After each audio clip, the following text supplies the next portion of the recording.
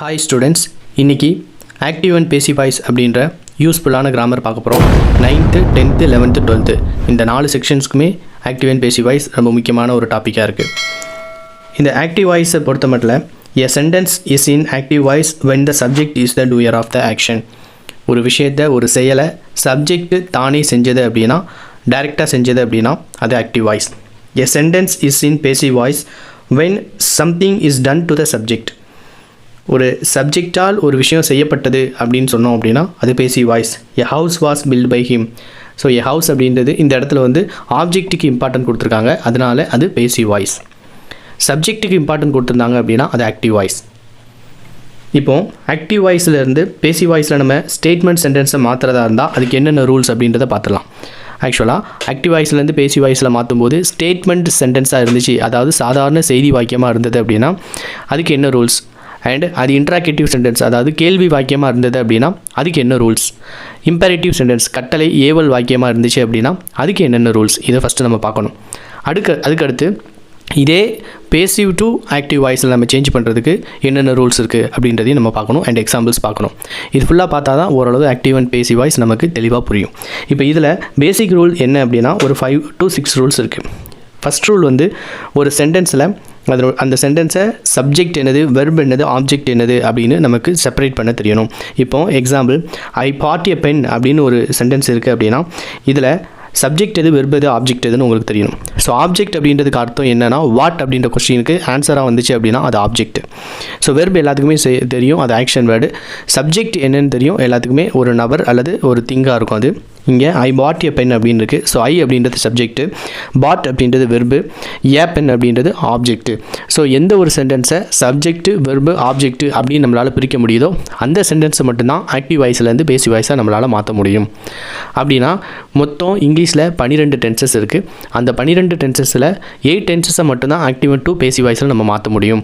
மீதி இருக்கக்கூடிய ஒரு 4 சென்டென்ஸ் அதாவது டென்ஸுக்கு நம்ம மாற்ற முடியாது. அது என்னென்ன அப்படின்றத பின்னாடி நம்ம பார்ப்போம். ஸோ செகண்ட் ரூல் என்ன, ஃபஸ்ட் ரூல் ஒரு சென்டென்ஸில் அது சப்ஜெக்ட்டு, வெர்பு, ஆப்ஜெக்ட் என்ன அப்படின்றத ஐடென்டிஃபை பண்ண தெரிஞ்சிருக்கணும். அதுக்கடுத்து அந்த சென்டென்ஸில் ஆப்ஜெக்டை சப்ஜெக்டாக நம்ம மாற்றணும். இங்கே ஆப்ஜெக்ட் என்னதுன்னு நம்ம பார்த்தோம், ஏ பென் அப்படின்னு பார்த்தோம். அந்த ஏ பென் அப்படின்றத சப்ஜெக்டாக நம்ம கொண்டு வரும்போது ஏ அப்படின்ற ஸ்மால் லெட்டர் கேபிட்டல் லெட்டராக மாறும். ஏ பென் அப்படின்றத நம்ம மாற்றிக்கிடணும். அடுத்து ரூல் நம்பர் 3 அப்படின்றது என்ன அப்படின்னா பி ஃபார்ம் வெர்பை டென்ஸை யூஸ் பண்ணி நம்ம கரெக்டாக அந்த இடத்துல நம்ம போடணும். இப்போது ஏ பென் அப்படின்றது இங்கே பாஸ்ட் டென்ஸில் இருக்குது அப்படின்றதுனால பாஸ்ட் டென்ஸுடைய பி ஃபார்ம் வெர்ப் வாஸ் அல்லது வேர். ஸோ வேர் அப்படின்றது ப்ளூரலுக்கு நம்ம யூஸ் பண்ணுவோம், வாஸ் அப்படின்றது சிங்குலருக்கு யூஸ் பண்ணுவோம். இங்கே ஏ பென் அப்படின்றது சிங்குலர் வந்திருக்கிறதுனால நம்ம சிங்குலருக்கு ஏ பென் வாஸ் அப்படின்னு யூஸ் பண்ணிக்கிறோம். அடுத்து 4th ரூல் என்ன அப்படின்னா வெர்ப் இன் பாஸ்ட் பார்ட்டிசிபிள் V3ஐ உபயோகிக்கவும். அதாவது பாஸ்ட் பார்ட்டிசிபிள் அது என்ன வெர்பாக இருந்தாலும் அந்த வெர்பை பாஸ்ட் பார்ட்டிசிபிளாக நம்ம சேஞ்ச் பண்ணிடணும். இங்கே பாட் அப்படின்னு இருக்குது. பாட்டினுடைய பாஸ்ட் பார்ட்டிசிபிள் பாட் தான். பை, பாட், பாட் அப்படின்னு வரும். எ பென் வாஸ் பாட் அப்படின்னு நம்ம போட்டுக்கலாம். அடுத்து ப்ரிப்போசிஷன் பை யூஸ் பண்ணணும் நம்ம. அப்போது a pen was bought by, சப்ஜெக்டை இங்கே ஆப்ஜெக்டாக மாற்றணும். ஸோ இங்கே சப்ஜெக்ட் ஐயா இருக்குது, ஐயை இங்கே நம்ம மீயாக மாற்றுறோம். ஸோ என்ன மாதிரியான ப்ரொனவுன்னு சப்ஜெக்டாக வந்துச்சு அப்படின்னா அது ஆப்ஜெக்டாக போகும்போது எப்படி யூஸ் பண்ணணும், அதே இது ஆப்ஜெக்டாக இருக்கிறத சப்ஜெக்டாக எப்படி யூஸ் பண்ணணும், பை அது வந்தது அப்படின்னா எப்படி மாற்றலாம் அப்படின்றத நெக்ஸ்ட் டேபிளில் நம்ம பார்த்துடலாம்.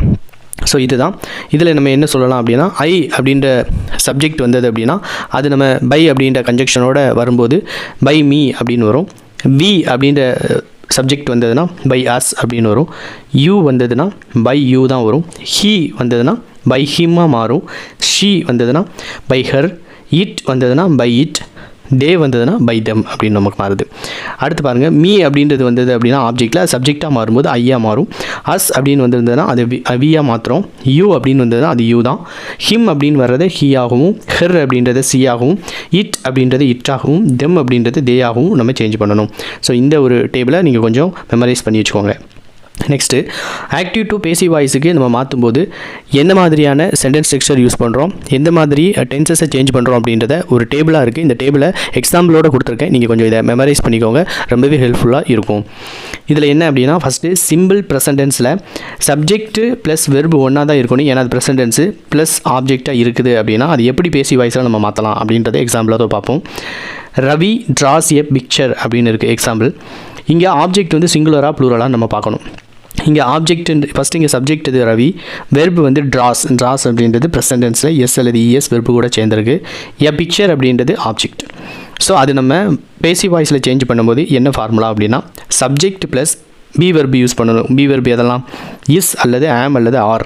ப்ரெசன்ட் டென்ஸ் அப்படின்றதுனால அதனுடைய ஃபார்முலா இஸ் அல்லது ஆம் அல்லது ஆர் ப்ளஸ் வெர்பு 3.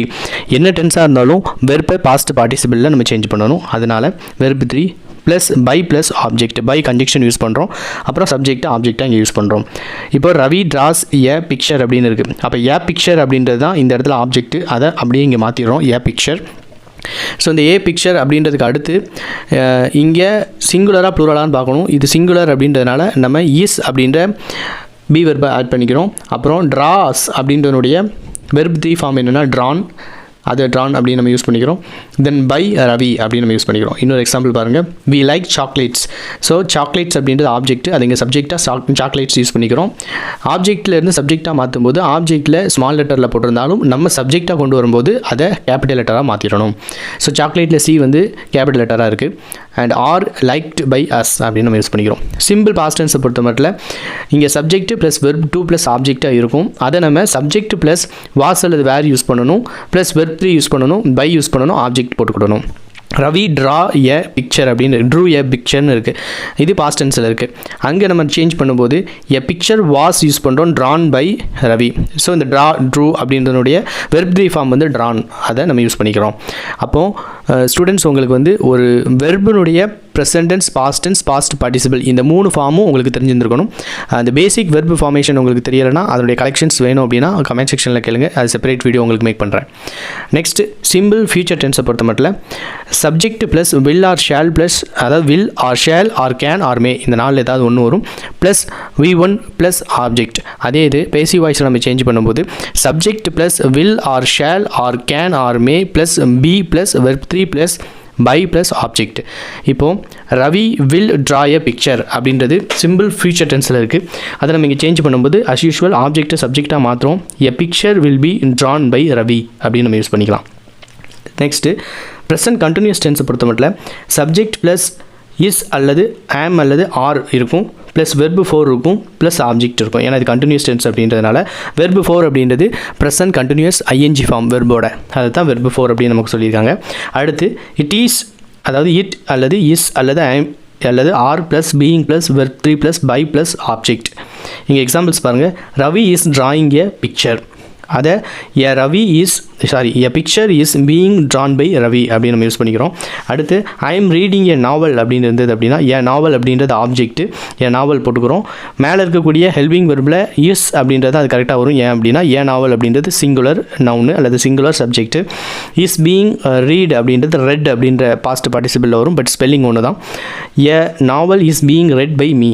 அடுத்து பாஸ்ட் கண்டினியூஸ் டென்ஸை பொறுத்த மட்டும் subject plus verb, subject plus was அல்லது were plus verb 4 plus object. அதே இது நமக்கு அதை பேசிவ் வாய்ஸில் சேஞ்ச் பண்ணும்போது சப்ஜெக்ட் ப்ளஸ் வாஸ் அல்லது were plus being plus verb 3 plus by plus object அப்படின்னு நம்ம யூஸ் பண்ணுறோம். இப்போது Ravi was drawing a picture அப்படின்னு இருக்குது, அதாவது பாஸ்ட் கண்டினியூஸ் டென்ஸில் இருக்குது. இதை நம்ம இங்கே சேஞ்ச் பண்ணும்போது a picture was being drawn by Ravi அப்படின்னு நம்ம யூஸ் பண்ணிக்கிறோம். ஸோ நெக்ஸ்ட்டு என்ன டென்ஸ் அப்படின்னா ஃபியூச்சர் கண்டினியூஸ் டென்ஸ். இந்த ஃபியூச்சர் கண்டினியூஸ் டென்ஸை பொறுத்த மட்டும் subject plus will be plus verb 4 plus object. Ravi will be drawing a picture அப்படின்னு இருக்குது. ஸோ நம்ம ஏற்கனவே சொல்லியிருக்கோம் ஒரு 4 டென்ஸுக்கு வந்து பேசிவ் ஃபார்ம் கிடையாது அப்படின்ட்டு. அதில் ஃபியூச்சர் கண்டினியூஸ் டென்ஸுக்கு பேசிவ் ஃபார்ம் கிடையாது. நெக்ஸ்ட் டென்ஸ் பாருங்கள், ப்ரெசன்ட் பர்ஃபெக்ட் டென்ஸை பொறுத்த மட்டும் சப்ஜெக்ட் ப்ளஸ் ஹேவ் அல்லது has plus verb 3 plus object. So இதில் Ravi has drawn a picture அப்படின்னு இருக்குது. இதே இது நம்ம பேசிவ் வாய்ஸில் சேஞ்ச் பண்ணணும்னா அதில் சப்ஜெக்ட் இருக்கணும், ஹேவ் அல்லது ஹேஸ் இருக்கணும், ப்ளஸ் பீன் இருக்கணும், வெர்ப் 3 இருக்கணும், பை ப்ளஸ் ஆப்ஜெக்ட் இருக்கணும்.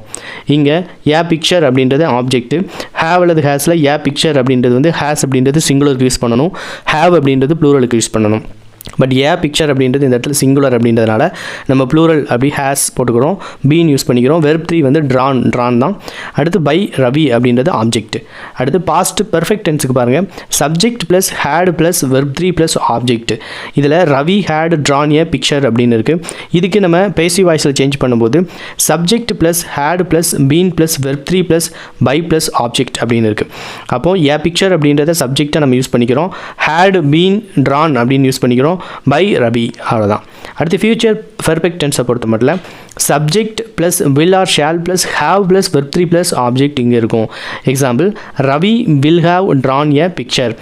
தென் அது வந்து பேசிவ் வாய்ஸாக நமக்கு சேஞ்ச் ஆகும்போது subject plus will or shall plus have plus been plus verb 3 plus by plus object.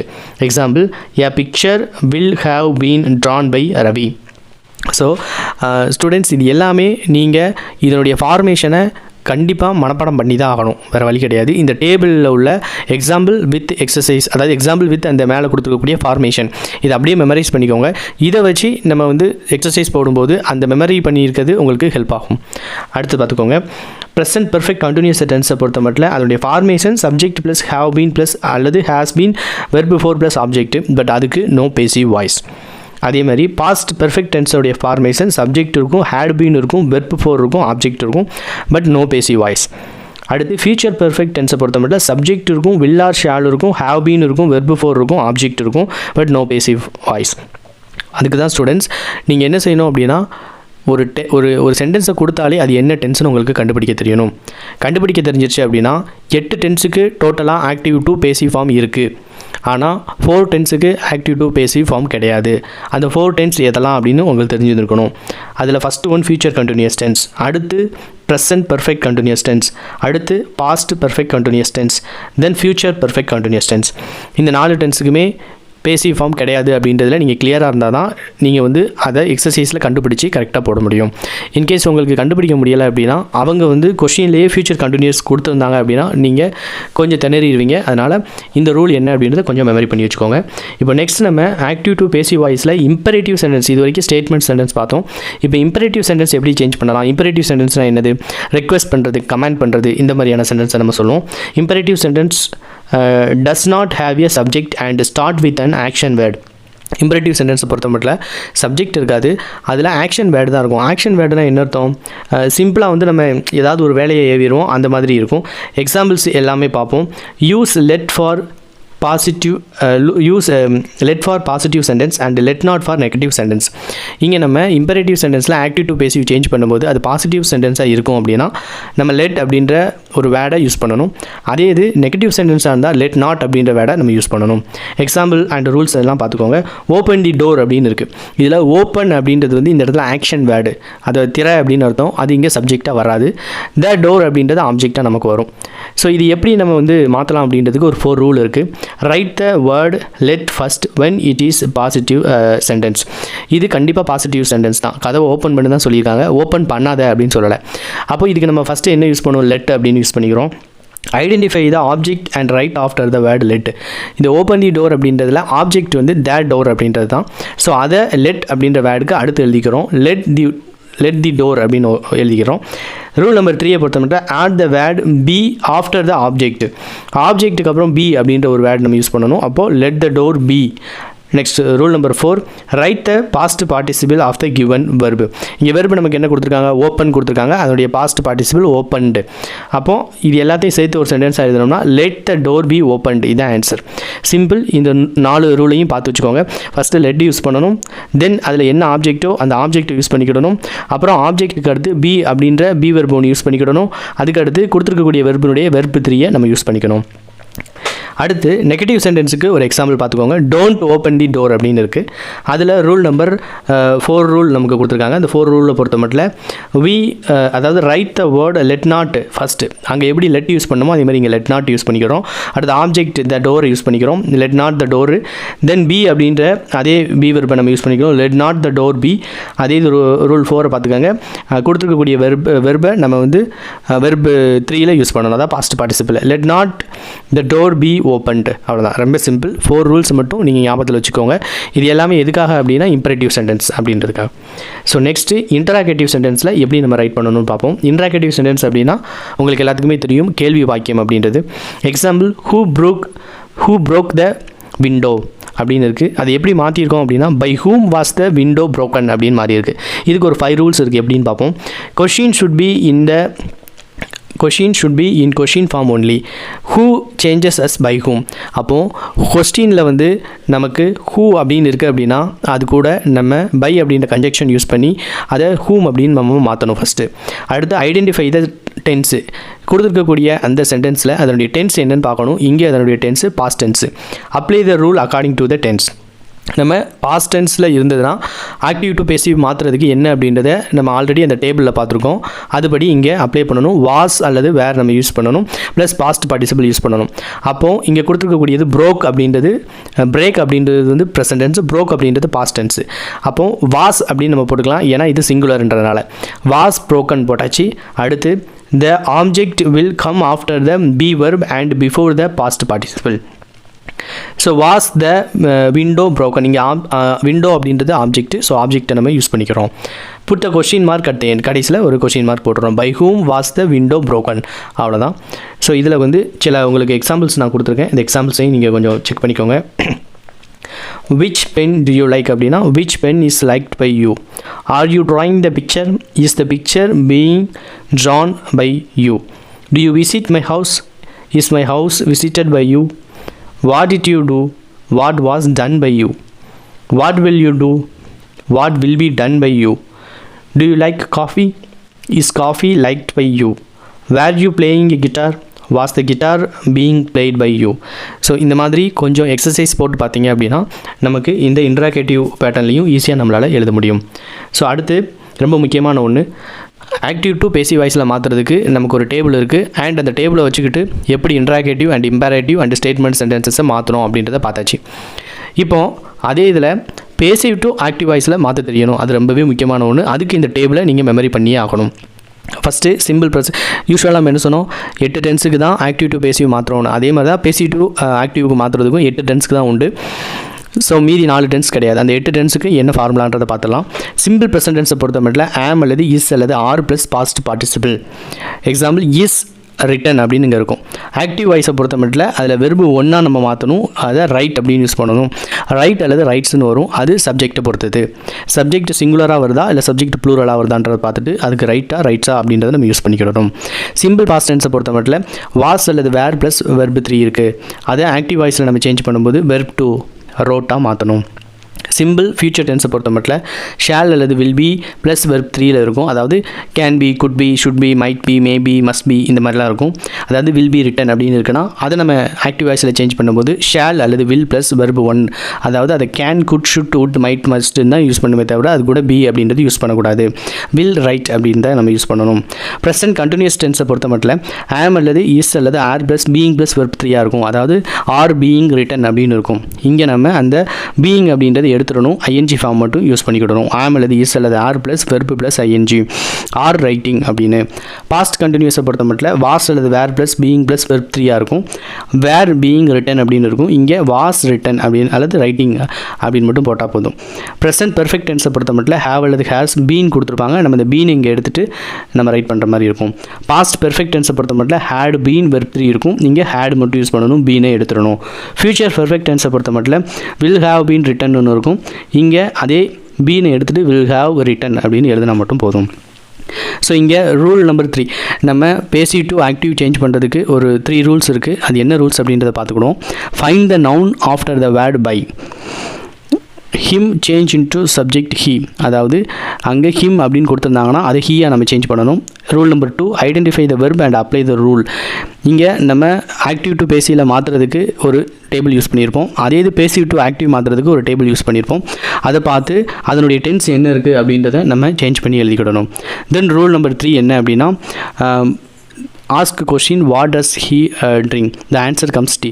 அப்போது இங்கே ஆப்ஜெக்ட் என்னென்னு கண்டுபிடிக்கணும் அப்படின்னா வாட் அப்படின்ற கொஸ்டினுக்கு ஆன்சர் என்ன வருதோ அது ஆப்ஜெக்டாக நம்ம கண்டுபிடிச்சி எழுதிக்கலாம். Change the subject pronoun as per the time. அந்த நம்ம டேபிள் படி நம்ம சப்ஜெக்டை சேஞ்ச் பண்ணிக்கிடணும். பை அப்படின்ற கன்ஜெக்ஷனை ரிமூவ் பண்ணிடணும். பி ஃபார்ம் வெர்பு ஏதாவது இருந்துச்சு அப்படின்னா பி ஃபார்ம் வெர்புனா வாஸ், வேர், ஆம், இஸ் இந்த மாதிரி இருக்கக்கூடிய பி ஃபார்ம் வெர்பை ரிமூவ் பண்ணிக்கிடணும். Change the verb according to the nature of the sentence. கடைசியில் அதனுடைய டென்ஸையும் நம்ம மாற்றிடணும்.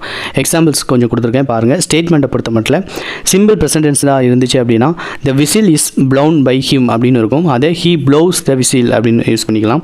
த whistle was blown by him, இது past tense. So he blow the whistle. The whistle will be blown by him அப்படின்னா he will blow the whistle, simple future tense. The whistle is being blown by him அப்படின்றது present continuous tense. So he is blowing the whistle. The whistle was being blown by him, past tense, அதாவது past continuous. He was blowing the whistle. So இந்த மாதிரி ஒவ்வொரு டென்ஸுக்கும் என்ன 8 டென்ஸுக்கு கொடுத்துருப்பேன். So 8 டென்ஸுக்கும் பார்த்துக்கோங்க. தென் இன்ட்ராகேட்டிவை பொறுத்த மட்டும் by whom was grammar taught அப்படின்றத அந்த பை ஹூமை எடுத்துகிட்டு அதை ஹூவாக மாற்றுறோம். Who taught your grammar, when was the book brought by you, when did you buy the book, were the holidays spent by you usefully, did you spend the holidays usefully, has the problem been solved by you, have you solved the problem, which book is wanted by you, which book do you want. அவ்வளோதான். So students நீங்கள் இதை மட்டும் இந்த ரூல்ஸை மட்டும் படிச்சுட்டு டைரெக்டாக எக்ஸாமுக்கு போனீங்க அப்படின்னா நீங்கள் கொஞ்சம் கஷ்டப்படுவீங்க. என்ன பண்ணுங்கள் அப்படின்னா இந்த வீடியோவை 1 or 2 டைம்ஸ் நல்லா கேளுங்க. ஃபஸ்ட்டு ஃபுல்லாக அப்சர்வ் பண்ணதுக்கப்புறம் இதில் அந்த டேபிள்ஸ் கொடுத்துருக்கிறத மட்டும் நீட்டாக உங்களுடைய நோட்டில் நீங்களே உங்களுடைய ஹேண்ட் ரைட்டிங்கில் ரைட் பண்ணுங்கள். அதுக்கப்புறம் அதை மெமரி பண்ணி ஒரு டைம் எழுதி பார்த்துக்கோங்க. எழுதி பார்த்துக்கிட்டதுக்கப்புறம் என்ன டென்ஸ் வந்துச்சுன்னா அது என்ன டென்ஸாக மாற்ற போகிறோம் அப்படின்றதெல்லாம் நீங்கள் எக்ஸாம்பிளோட ஒரு டைம் ரீட் பண்ணி பார்த்துக்கோங்க. தென் உங்களுடைய புக் இப்போ 9th ஸ்டூடெண்ட்டாக இருந்தால் 10th 11th 12th இந்த 4 ஸ்டூடெண்ட்ஸாக இருந்தீங்கன்னா உங்களுடைய புக் பேக்கில் வந்து active to passive voice, passive to active வாய்ஸுக்கு எக்ஸசைஸ் கொடுத்துருப்பாங்க. அந்த எக்ஸசைஸை இந்த ரூல் படி அப்ளை பண்ணி போட்டு பாருங்கள். ஆன்சர்ஸ் உங்களுடைய கைட்லேயே இருக்கும், அதை வச்சு வெரிஃபை பண்ணிக்கோங்க. அதில் ஏதாவது டவுட் இருந்துச்சு அப்படின்னா கமெண்ட் செக்ஷனில் கேளுங்க, கண்டிப்பாக ரெக்டிஃபை பண்ணுறேன். இல்லை செப்பரேட்டாக 11th and 12th ஸ்டூடெண்ட்ஸுக்கு புக் பேக்கில் உள்ள ஆக்டிவ் அண்ட் பேசிவ் வாய்ஸ் அந்த எக்ஸசைஸ்க்கு ஆன்சர்ஸ் வேணும் அப்படின்னாலும் கமெண்ட் செக்ஷனில் கேளுங்க. உடனே உங்களுக்கு அந்த வீடியோ அப்லோட் பண்ணுறதுக்கு ட்ரை பண்ணுறேன். இதுபோல் யூஸ்ஃபுல்லான வீடியோ உங்களுக்கு அடிக்கடி வேணும்னா சேனல் சப்ஸ்கிரைப் பண்ணிக்கோங்க. மீண்டும் அடுத்த யூஸ்ஃபுல்லான வீடியோ